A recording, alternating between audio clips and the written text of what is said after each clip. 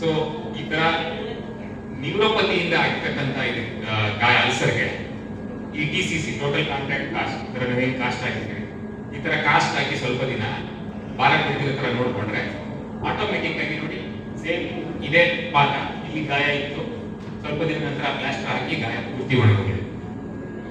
ಈ ತರ ಒಂದು ಟೆಕ್ನಿಕಲಿ ನಾವು ಮಾಡಬಹುದು. ಅದೇ ರೀತಿ ಇದು ಒನ್ ಆಫ್ ದಿ ಇನ್ನೊಂದು ನೋಡಿ, ಇಷ್ಟು ದೊಡ್ಡ ಅಲ್ಸರ್ ನಾವು ಎವ್ರಿ ವೀಕ್ ಪ್ಲಾಸ್ಟರ್ ಹಾಕಿ ಚೇಂಜ್ ಮಾಡಿ ಬರ್ತಾ almost at the end of some 10 dressings 10 cast ಮಾಡೋ ಅಷ್ಟರಲ್ಲಿ ಈ ತರ ಇದ್ದಿದ್ದು ಅಲ್ಸರ್ ಪೂರ್ತಿ ಒಣಗೋಗಿ ನಾರ್ಮಲ್ ಸ್ಕಿನ್ ಬೆಳೆದಿದೆ.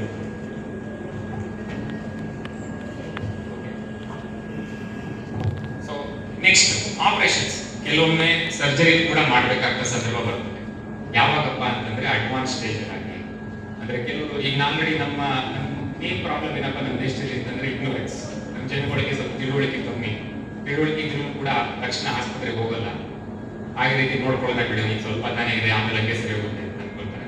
ಬಟ್ ಅದು ದೊಡ್ಡದಾಗಿ ರಣಗಾಯಾಗಿ ತುಂಬಾ ಹೆಚ್ಚು ಇನ್ಫೆಕ್ಷನ್ ಅಥವಾ ಮೂಳೆ ಪಾದ ಶೇಪ್ ಚೇಂಜ್ ಆಗಿ ಗಾಯಗಳು ಜಾಸ್ತಿಯಾಗಿ ಆ ಥರ ಸಂದರ್ಭ ಆಗ್ಬೋದು. ಅವಾಗ ಈ ತರ ಕೆಲವೊಂದು ಸರ್ಜರೀಸ್ ಮಾಡಿ ನಾವು ಅದನ್ನ ಶೇಪ್ ನ ವಾಪಸ್ ಮತ್ತೆ ನಿಯರ್ ನಾರ್ಮಲ್ ಶೇಪ್ ತರುವಂತ ಪ್ರಯತ್ನ ನಾವು ಮಾಡ್ತೀವಿ. ಅದಕ್ಕೆ ಸರ್ಜರೀಸ್ ಮಾಡಿ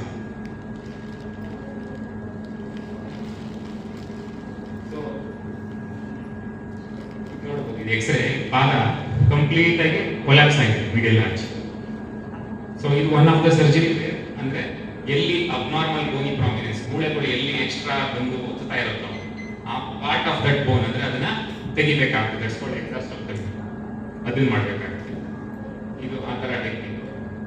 ಕೆಲವೊಮ್ಮೆ ಆ ಪಾದ ಸೊಟ್ಟಗಾಗಿರೋದನ್ನ ಮತ್ತೆ ನಾರ್ಮಲ್ ಶೇಪ್ ತರೋದಕ್ಕೋಸ್ಕರ ಕೆಲವೊಂದು ಇಂಪ್ಲಾಂಟ್ಸ್ ಸ್ಕ್ರೂ ಮತ್ತೆ ಪ್ಲೇಟ್ ಎಲ್ಲ ಫಿಕ್ಸ್ ಮಾಡಬೇಕಾಗುತ್ತೆ. ಅದು ಈ ರೀತಿ ಮಾಡ್ತೀವಿ. ಈ ತರ ಮಾಡಿ ಅವಾಗಲೇ ನೋಡಿರ್ಬೋದು ಕಾಲ್ ಕೊಲ್ಯಾಪ್ಸ್ ಆಗಿತ್ತು. ಈಗ ನೋಡಿ ಪಾದದ ಶೇಪು ಸರಿ ಹೋಗ್ತದೆ. ಓಕೆ, ಇದೆಲ್ಲ ಆಪರೇಷನ್ ಟೆಕ್ನಿಕ್. ಆಪರೇಷನ್ ಆದ್ಮೇಲೆ ಗಾಯ ಎಲ್ಲ ಒಳಗೆ ನಾರ್ಮಲ್ ವಾಕಿಂಗ್ ಮಾಡಿ.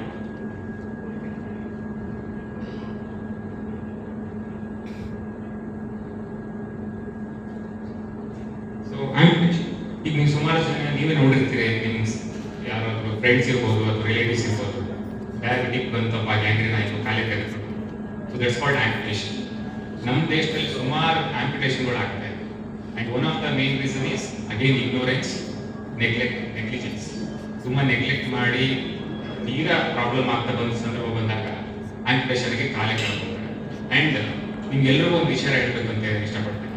ಈ ಆಂಪ್ಯುಟೇಷನ್ ಆದ್ಮೇಲೆ 5 years ಸರ್ವೈವಬಿಲಿಟಿ ಅಂತಿದೆ. ಅಂದ್ರೆ ಆ ಆಂಪ್ಯುಟೇಷನ್ ಆದ್ಮೇಲೆ ಅವರ ಜೀವನ ಆಯುಸ್ಸು ಕಮ್ಮಿ ಆಗ್ತಾ ಹೋಗ್ತದೆ. ಇದೊಂದು ನೆನಪಿಟ್ಕೊಳ್ಳಿ. ಹಾಗಾಗಿ ಈ ಆಂಪ್ಯುಟೇಷನ್ ನ ಪ್ರಿವೆಂಟ್ ಮಾಡೋದು ಇಸ್ ಮೇನ್ ಅವರ ಉದ್ದೇಶ, main intention. Okay, so that you will have a happy life and a long life.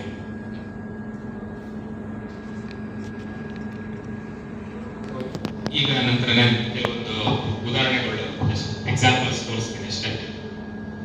69-year-old female with this foot deformity. You can see ಈ ಎಕ್ಸ್ರೇನಲ್ಲಿ ನೋಡಿದ್ರೆ ಏನು ಮೂಳೆ ಜಾಯಿಂಟೇ ಇಲ್ಲ, ಎಲ್ಲ ಡ್ಯಾಮೇಜ್ ಆಗೋಗಿದೆ, ಎಲ್ಲ ಪುಡಿ ಆಗುತ್ತೆ, ಜಾಯಿಂಟೇ ಇಲ್ಲ. ಸೊ ನಡೆಯೋಕ್ಕೂ ಆಗಲ್ಲ, ನಡೆದ್ರೂ ಕಾಲು ಸೊಟ್ಟ ಆಗುತ್ತೆ.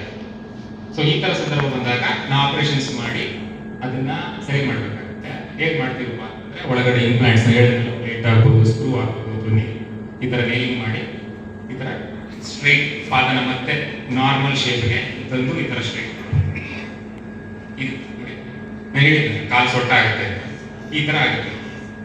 ಅಡ್ವಾನ್ಸ್ ಸ್ಟೇಜ್, ಅಡ್ವಾನ್ಸ್ ಡಯಾಬಿಟಿಕ್ ಶಾರ್ಕೋಪಿಟಲ್ ಪೂರ್ತಿ ಸೊಟ್ಟ ತಿರುಗಿಬಿಟ್ಟಿರ್ತದೆ ಕಾಲು.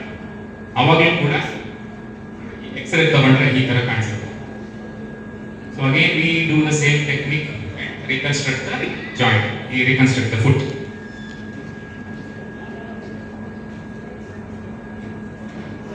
ಇದು ಅಲ್ಸರ್. ಇದು one of the patient, but 48-year female. So she presented to me with this condition. So ನನ್ನ ಹತ್ರ ಬರಕ್ಕೆ ಮುಂಚೆ ಆಲ್ರೆಡಿ ಇಬ್ಬರು ಸರ್ಜನ್ ಹತ್ರ ಹೋಗಿದ್ರು.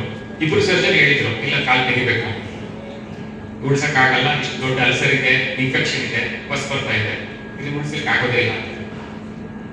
ಇವ್ರದ್ದು ಕೂಡ ಶುಗರ್ ಬಹಳ ಕಂಟ್ರೋಲ್ ಇರಲಿಲ್ಲ, ತುಂಬಾ ವರ್ಷಗಳ ಶುಗರು, ನೆಗ್ಲಿಜೆನ್ಸ್. ಎಕ್ಸ್ರೇ ನೋಡಿದ್ರೆ ನೋಡಿ joint complete without.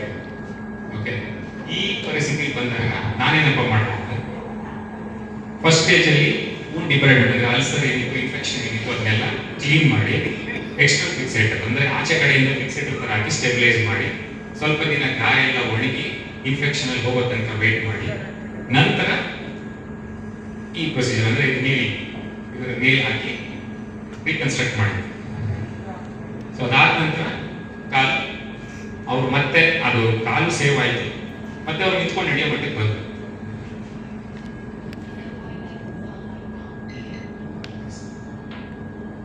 This is another case. A 54-year-old male. Mid-foot shark ಅಂದ್ರೆ ಈ ಶಾರ್ಕು ಪಾದದಲ್ಲಿ 3 ಭಾಗ ಇದೆ, ಒಂದು ಹಿಂಭಾಗ, ಮಧ್ಯದ ಭಾಗ, ಮುಂಭಾಗ. ಸೊ ಈ ಡಯಾಬಿಟಿಕ್ ಫುಟ್ ಯಾವ್ದು ಬೇಕಾದ್ರೆ ಅಫೆಕ್ಟ್ ಆಗ್ಬೋದು. ಹಿಂಭಾಗ ಅಂದ್ರೆ ಹೈಂಡ್ ಫುಟ್. ಓಕೆ, ನಾನು ಇದರಿಂದ ತೋರಿಸಿರೋ ಎಕ್ಸಾಂಪಲ್ ಹೈಂಡ್ ಫುಟ್ ಅಂದ್ರೆ ಹಿಂಭಾಗ ಅಫೆಕ್ಟ್ ಆಗಿದೆ. ಈ ಪೇಷಂಟ್ ಅಲ್ಲಿ ಮಧ್ಯದ ಭಾಗ, ಪಾದದ ಮಧ್ಯದ ಭಾಗದಲ್ಲಿ ಅಫೆಕ್ಟ್ ಆಗಿ ಇಲ್ಲಿ ನೋಡ್ಬೋದು, ಇಲ್ಲಿ ಅಬ್ನಾರ್ಮಲ್ ಬೋನಿ ಪ್ರಾಮಿನೆನ್ಸ್ ಇದೆ, ಹಾಗೆ ಶೇಪ್ ಕೂಡ ಚೇಂಜ್ ಆಗಿದೆ. So this is mid-foot arthritis which was reconstructed normal.